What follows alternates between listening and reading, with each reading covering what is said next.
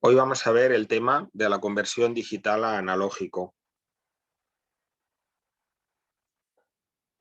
Mediante la conversión digital a analógico vamos a poder enviar señales digitales que tenemos dentro del microcontrolador al mundo exterior. Además, utilizando interrupciones periódicas, vamos a ver cómo generaremos formas de onda, en nuestro caso, tonos puros. Conectaremos un altavoz a la salida del microcontrolador y de esta manera pues, podremos escuchar ese tono puro que hayamos generado. Las señales analógicas que reproduce el altavoz, lógicamente, tienen que ser continuas y lo que nosotros tenemos dentro del microcontrolador son señales discretizadas en el tiempo. Entonces, eso lo vamos a poder hacer gracias al convertidor analógico digital o abreviadamente DAC. Aunque existen DACs integrados, luego veremos ejemplos de DACs que se carga el número en paralelo y DACs que reciben el número en serie. Nosotros aquí en la práctica lo que vamos a hacer es implementar un DAC nosotros y comprender mejor cómo funciona realmente. Alguna notación interesante es el tema de la precisión. La precisión es el número de niveles distinguibles y, por ejemplo, si hacemos un convertidor de 4 bits, pues eso va a dar 16 niveles distinguibles o alternativas. Si utilizáramos un compact disc, el compact disc tiene 16 bits, por tanto serían 2 elevado a 16 niveles posibles. El rango es la diferencia entre el mínimo y el máximo valor que podemos tener a la salida. Y la resolución es el cambio más pequeño que nosotros podemos ver en la salida. Es el bit de menos peso, el dígito menos significativo. Si hacemos una gráfica, lo que vamos a hacer, si tuviéramos un convertidor de 4 bits, eso da valores entre 0 y 15. Lo que hace es que asigna una tensión analógica de salida en función del código de entrada. Nosotros tenemos códigos del 0 al 15, si es un convertidor de 4 bits, y si la salida de nuestra placa puede dar hasta 3,3 voltios, pues lo que haremos será que al código más alto le asignará la tensión más alta de 3,3 voltios y al código 4 ceros le asignará tensión 0. Y entre medio, pues lo que hará es asignar la tensión de manera proporcional y sobre todo siguiendo una función de conversión que sea lineal. Por ejemplo, imaginaros que nosotros tenemos un convertidor digital analógico de 10 bits que da tensiones en un margen o en un rango de 0 a 2,5 voltios y nos piden cuál es la resolución.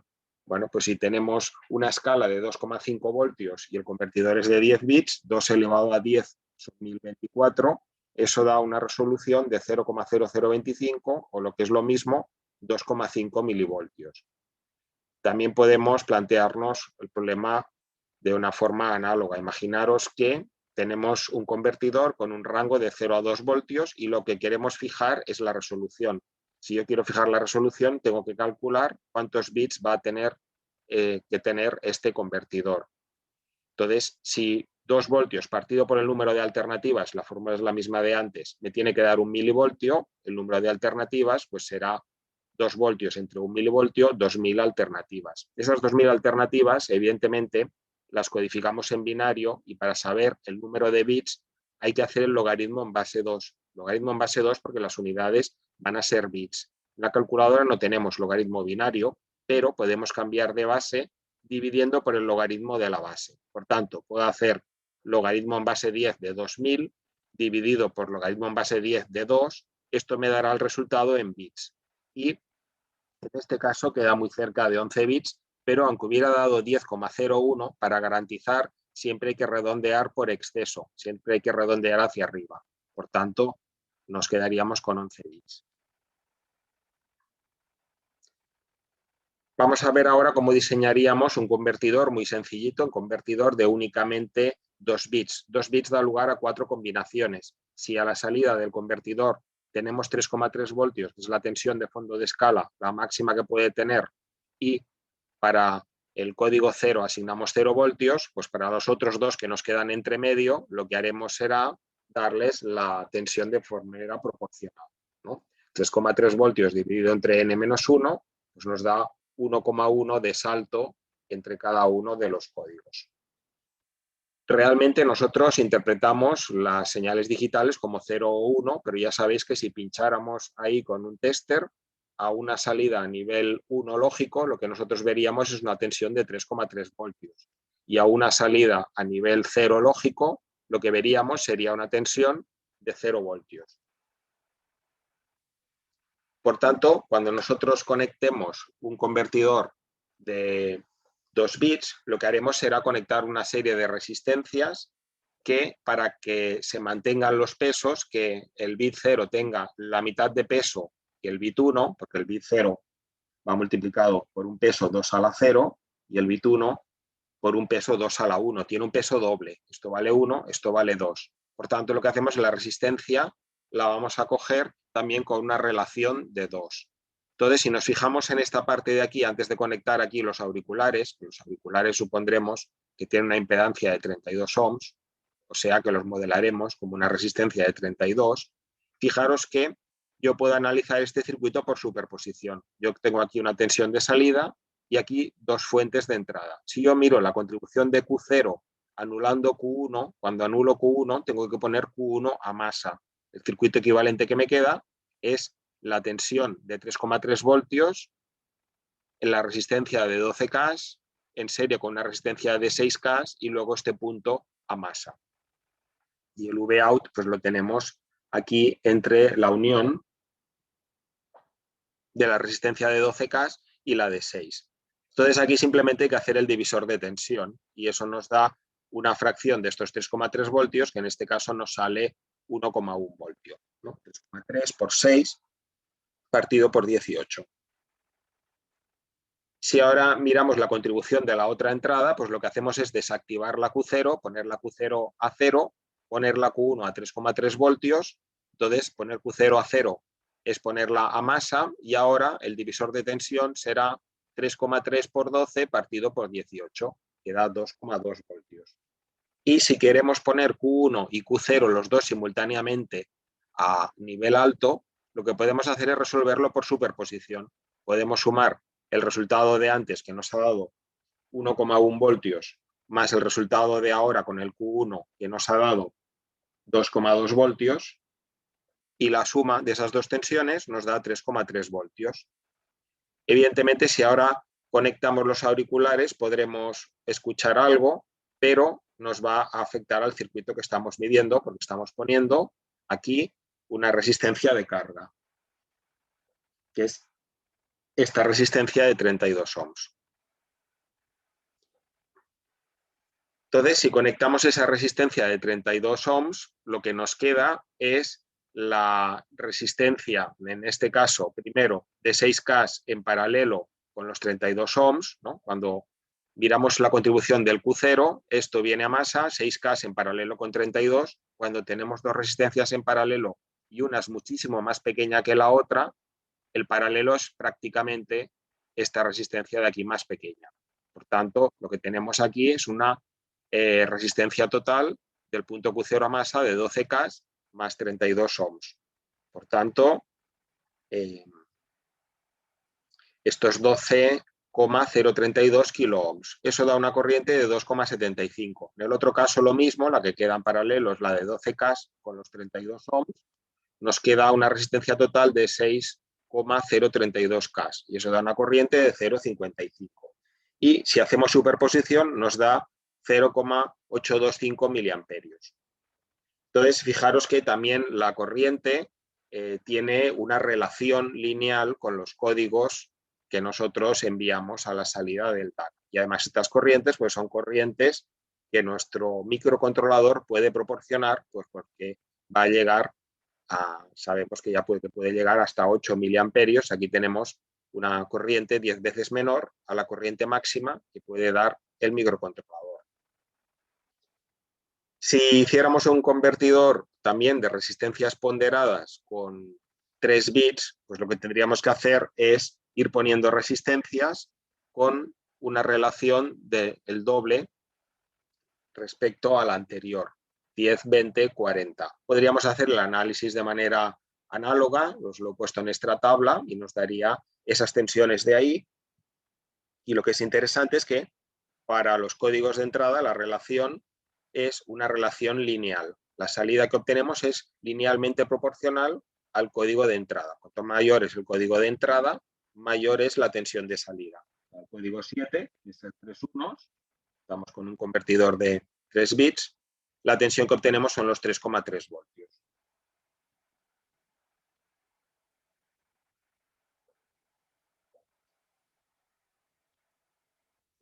Si algunos de vosotros estáis haciendo electrónica analógica este mismo año, pues habéis visto en las transparencias esta, que la he repescado de electrónica analógica, es simplemente con PSpice conectar un bus de datos de 4 bits y utilizar un convertidor de resistencias ponderadas. Fijaros que aquí estamos generando un estímulo que nos va a generar todos los códigos correlativos del 0 al 15, y la tensión de salida, fijaros que cuanto mayor es el código de salida, mayor es la tensión. Como esto es un amplificador inversor, la tensión de salida nos está saliendo negativa. Si dibujamos el valor del bus, pues lo vemos más claro. Estamos haciendo que, conforme va pasando el tiempo, vaya incrementando en 1, 0, 1, 2, hasta el 15, que es el F, ¿no? Entonces vemos que hay una relación de proporcionalidad. Cuantos más bits pusiéramos, pues estos escaloncitos tendrían una transición más suave. Otra posibilidad es utilizar un convertidor que se llama de escalera R2R. La ventaja del convertidor R2R es que únicamente necesitamos dos valores de resistencias, concretamente un valor y su valor doble. Y ese valor pues lo vamos a reutilizar varias veces, con lo cual en nuestro circuito vamos a utilizar muchas resistencias de un valor parecido. Si hiciéramos el análisis, pues nos sale lógicamente lo mismo. ¿Cómo funcionan los convertidores digital analógico integrados? Pues fijaros, aquí por ejemplo hay un circuito integrado que se puede comprar, que es el DAC 0808, que tiene en este caso pues 8 bits de entrada. Entonces es un convertidor de 8 bits. Nosotros ponemos el de menos peso en el A8, el de más peso en el A1, y el circuito este ya nos ahorramos el poner las resistencias, porque ya las tiene internamente. En este caso lo que sí que hay que poner es un amplificador operacional para amplificar la tensión de salida. Otro circuito es el DAC 7621. Fijaros que este tiene 12 bits de entrada. Del D0 al D11 tiene 12. Por tanto, es un convertidor de 12 bits. Y este ya lleva el operacional internamente. Pues la ventaja es que nos ahorraríamos el montar ese hardware externo. Pondríamos simplemente el circuito integrado este. Fijaros que estos necesitan conectarse a una salida en paralelo. Yo tengo en este caso que conectar 8 puertos de salida del microcontrolador a las 8 entradas del convertidor. Y en este caso tengo que conectar 12 pins de salida del microcontrolador hacia el convertidor. Hay otra opción que es utilizar convertidores analógico-digital con un protocolo de comunicación serie. Sería este caso de aquí. Entonces, se hace una comunicación serie, se envía el reloj, se envía el dato. Entonces, este convertidor de aquí, por ejemplo, el 1661, fijaros que tiene dos convertidores de salida de 10 bits cada uno. Nosotros cargamos aquí un dato, ya veremos que aparte del dato hay que enviar unos bits de control y entonces hay una serie de registros. Dos registros hacia la salida A y dos registros hacia la salida B. Y el valor que nos da de salida es el valor del dato de entrada dividido entre 1024 multiplicado por la tensión de referencia. Tensión de referencia que la conectamos en esta pata de aquí.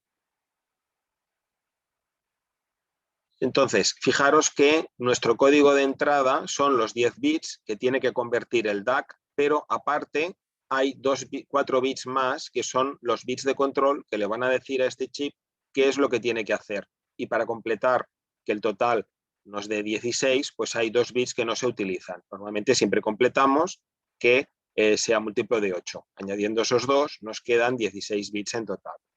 Entonces, fijaros que según el código de control que nosotros pongamos en estos primeros bits, nosotros podemos decidir si cargamos el dato en el registro de entrada o si lo cargamos en el registro que está directamente conectado al DAC. Recordad que aquí hay uno primero que es de entrada y otro que es el que está conectado al DAC. Entonces, si yo lo pongo en el DAC, me va a salir a la salida. Si lo pongo en este y no lo transmito al otro registro, lo que vamos a hacer es guardarlo memorizado. Entonces, dependiendo del código, yo puedo cargarlo solo en el registro de entrada y no actualizar la salida, que serían estos códigos de aquí, y además, esos 10 bits de entrada puedo decidir si los cargo en el registro de la salida A o en el registro de la salida B. Fijaros que con este código de aquí, pues sí que estoy actualizando las salidas. Y también lo que puedo hacer es actualizar las salidas sin actualizar los registros de entrada. Y además yo puedo decidir si actualizo el registro de entrada del convertidor que sale por A o del convertidor que sale por B. Entonces todo esto nos da mayor flexibilidad. Bueno, vamos a explicar ahora lo que nos va a servir para la práctica de este capítulo, que es la práctica 13. Primero, tenemos que tener claro lo que es el loudness. El loudness es el volumen de un tono, está relacionado con la amplitud. Por otro tema está el pitch. El pitch es el tono fundamental. El tono es la frecuencia, ¿no? Es el periodo, el inverso del periodo. Entonces, cuando nosotros mandemos una señal sinusoidal a la salida, realmente lo que mandaremos no es una señal continua, sino que es una señal digital. Por tanto, serán una serie de puntitos. Y estos puntitos, nosotros, si queremos generar una señal senoidal, lo que se hace no es cargar aquí una librería matemática que nos permita calcular la función seno y generarlo cada vez, sino que los vamos a tener precargados en memoria. Vamos a definir un array, por ejemplo, un array seno, que llamaremos SineWave, y este array nosotros definiremos cuántos puntos queremos por periodo. Periodo es el tiempo que transcurre entre dos instantes a igual valor de amplitud. En este caso de aquí, 16 valores. Pues esos valores los tendremos precargados en memoria, además los guardaremos en la ROM, y entonces lo que haremos será irlos sacando a una cadencia determinada. Y el tiempo que pase entre que sacamos un dato y sacamos otro, pues será una interrupción. Cada vez que hagamos una interrupción, iremos sacando una muestra e iremos incrementando. Cuando lleguemos al final de la tabla, volveremos al inicio y volveremos a sacar el primero. De esta manera iremos sacando a la salida del microcontrolador una señal sinusoidal. Cuando nosotros queremos sacar un tono de una frecuencia concreta, de una nota, sabéis que la notación inglesa con letras, y nosotros pues usamos normalmente el do, re, mi, fa, sol, ¿no? Entonces, normalmente los diapasones, una frecuencia típica que se utiliza es la frecuencia del La. La frecuencia del La son 440 hercios. Pero hay una relación de raíz de 12, raíz doceava de 2, que nos da la relación entre las frecuencias. De tal manera que en una octava, la octava es el margen de frecuencias comprendido entre una frecuencia y dos veces esa frecuencia, eso es una octava. En una octava tenemos 12 notas en la escala esta occidental de música. Entonces, para poder generar un sonido vamos a necesitar esta tabla en la cual tendremos memorizados los valores de la señal sinusoidal y necesitaremos también generar interrupciones periódicas. ¿Cómo lo haremos para generar interrupciones periódicas? Pues con el SysTick. Ahora lo que vamos a ver es un programa en C que define una tabla de 16 elementos y que va a poder atacar un convertidor de 3 bits. La frecuencia del sonido va a depender de la frecuencia de la interrupción dividido por el tamaño de la tabla. Por ejemplo, si nosotros queremos crear una onda de 100 hercios, tendremos que generar interrupciones cada 1600 hercios, a una frecuencia de 1600 hercios. ¿Por qué? Pues porque 100 hercios es el tiempo que tardamos en completar un periodo y en un periodo vamos a sacar 16 puntos. Si yo tengo que sacar 16 puntos en un periodo, quiere decir que necesito una frecuencia de interrupción de 1600 hercios. Si la frecuencia de mi bus es de 80 megahercios, eso quiere decir que voy a tener que cargar en el SysTick el valor de reload 80 megas dividido entre 1600, 50.000.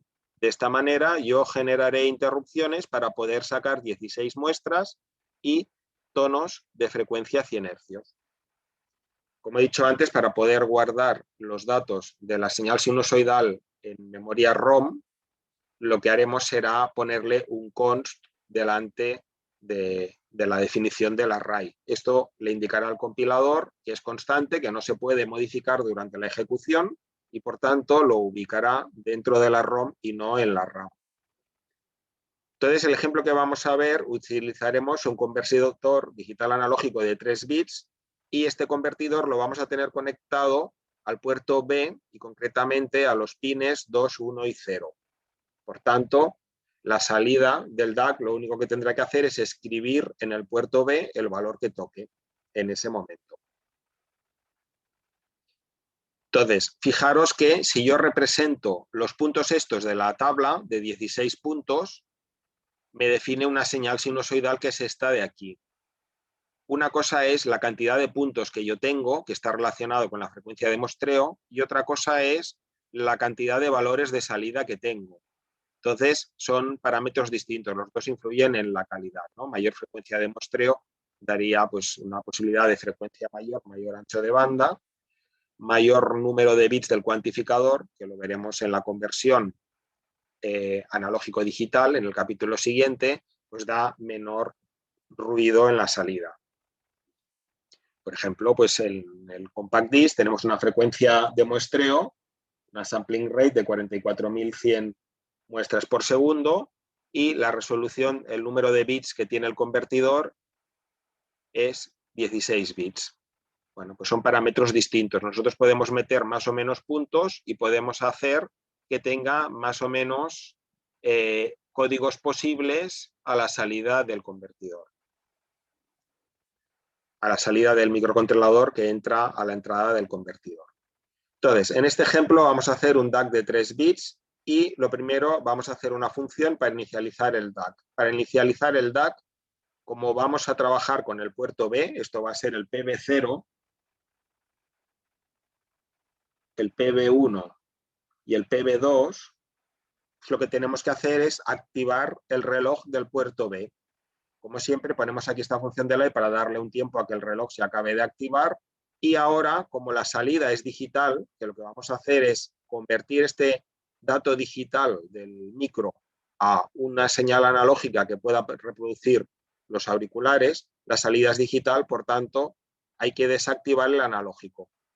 Por tanto, a MSL hay que poner a 0 esos 3 bits. El PCTL también, para el regular GPIO digital, los múltiplex de esos 3 bits, pues hay que ponerlos a 0.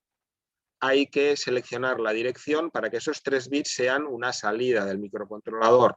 Hay que desactivar la función alternativa, porque no vamos a usar ninguna de las funciones de la tabla aquella con las funciones alternativas, y hay que habilitar el Digital Enable, hay que habilitar que sean digitales. Por tanto, esos 3 bits de menos peso los ponemos a 1. Fijaros que todas estas modificaciones están hechas de forma amigable. Vamos a ver ahora cómo inicializamos el sonido. Pues lo primero es inicializar el DAC, que es la función que hemos visto antes, y ahora lo que tenemos que hacer es primero tener una variable para poder indexar en toda esa serie de puntos de mi matriz cuál es el siguiente que tenemos que sacar, poder memorizar en qué punto hemos acabado en la última interrupción y cargar dentro del registro reload un valor que dependerá de la frecuencia que nosotros queramos generar.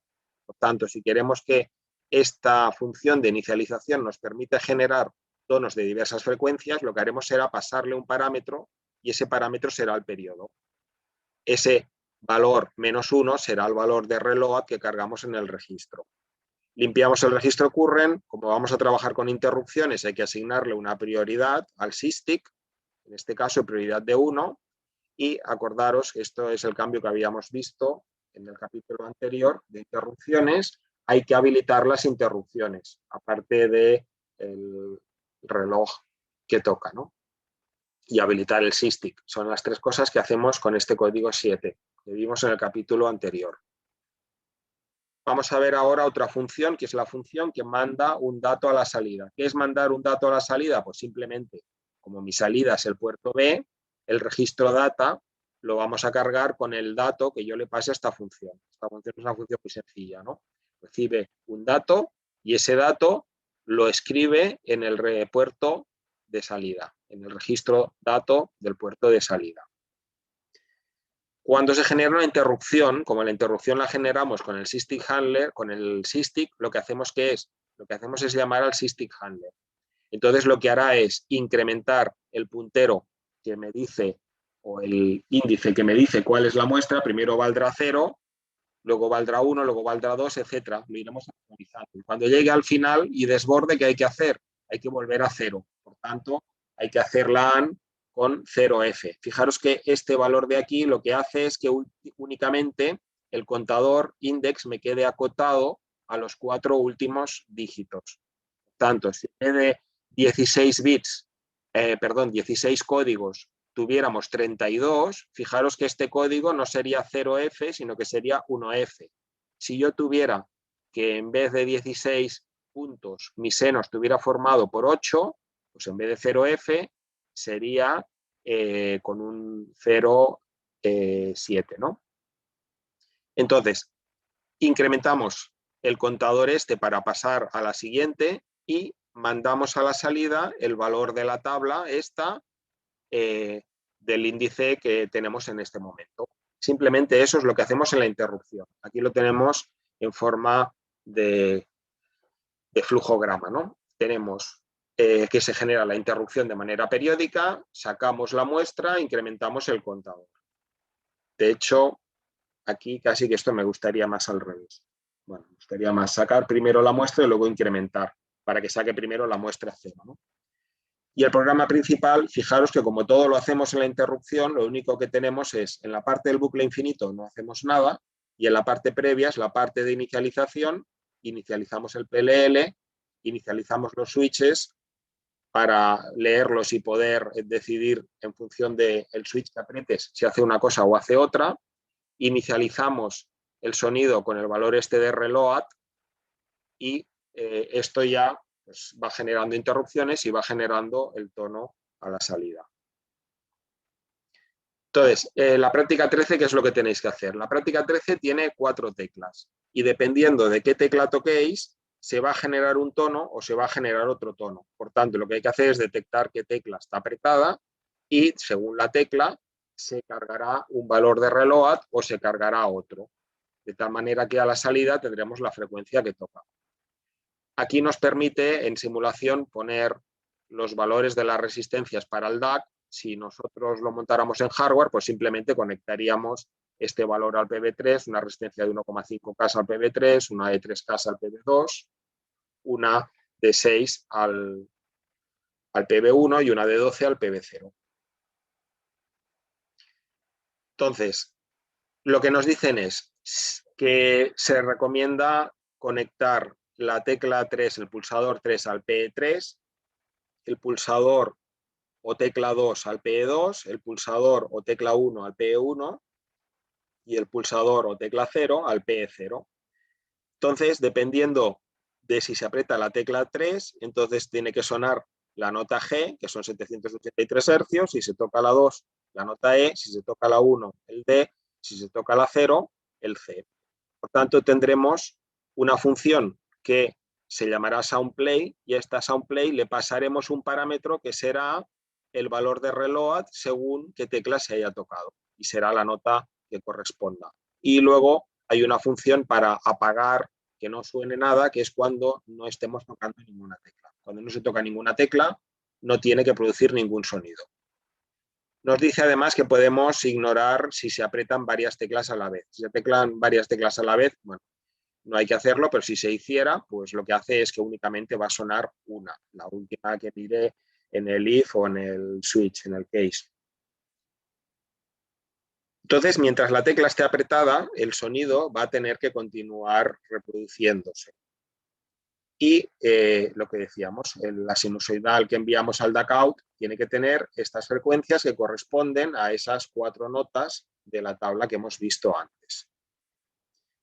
Entonces, si nosotros hacemos una tabla con 32 valores, los valores que tendríamos serían, por ejemplo, estos de aquí, que veis que reproduce una sinusoidal. Aquí tenemos 32 valores por periodo y el convertidor es de 4 bits porque los valores van entre 0 y 15. Estos valores tenéis una hoja Excel que os permite jugar con ellos y generarlos dentro de la carpeta de la práctica, y está bien que miréis ese fichero Excel y juguéis un poco con él. Entonces, cada nota tiene una frecuencia, esa frecuencia da un periodo y como yo tengo 32 puntos por periodo, pues lo que quiere decir es que el tiempo entre muestras que yo saque en el DAC tiene que ser este periodo dividido por 32, que es este valor que tenemos aquí. La ventaja de utilizar el Excel es que podemos programar fórmulas y calcular fácilmente cuáles son los valores que corresponden a cada nota.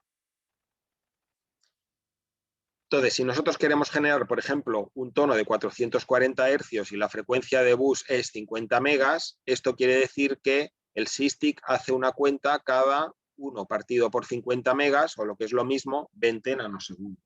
Entonces, 1 partido por 50 por 10 a la 6. Entonces, eso quiere decir que cada ciclo de 440 Hz requiere 113.636,36 cuentas para completar esos 440 Hz. Como cada ciclo consta de 32 valores, quiere decir que voy a tener que hacer interrupciones la 32ª parte de este valor. Por tanto, cada 3.551. De esta manera, el DAC va a cambiar de valor cada 3.551 por 20 nanosegundos, cada 71,02 microsegundos. Entonces, para cada frecuencia habrá que calcular cuál es el valor que hay que poner en el reload del SysTick. En cada interrupción nosotros mandaremos un valor a la salida del DAC y incrementaremos el índice al array.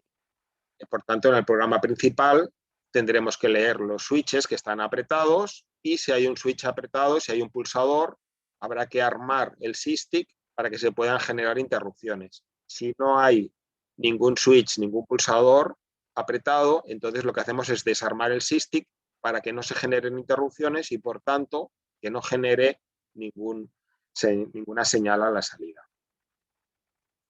Si miráis la hoja esa de Excel, pues veréis que también hay formas de onda que pueden emular otros instrumentos, ¿no? Lo que hemos puesto antes es una señal sinusoidal, pero si miráramos una guitarra o un bajo, pues tendría otra forma de onda distinta. Otra forma de onda distinta que si nosotros la reproducimos, pues si tuviera suficiente calidad, sonaría como si fuera ese instrumento.